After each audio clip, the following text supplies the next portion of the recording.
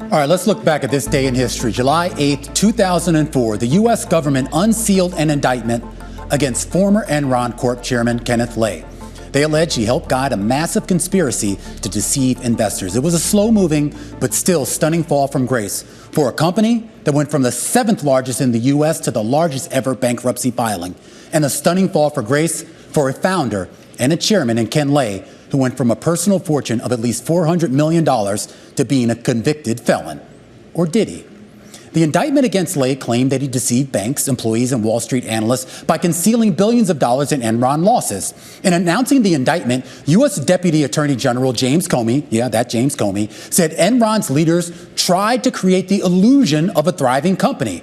The indictment, it came 3.5 years after the revelation of alleged financial deceptions that tipped Enron into bankruptcy and fairly or unfairly made Enron synonymous with accounting fraud.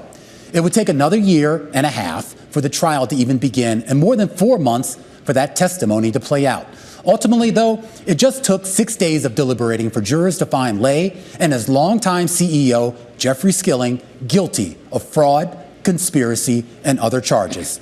A total of 24 people besides Lay were convicted or pleaded guilty in related Enron cases. And that brings us to our question of the day. How much time in prison did Ken Lay serve? Well, it's a trick question. The answer is 0. Less than 2 months after his conviction and 2 months before his sentencing, Lay died of a heart attack at the age of 64.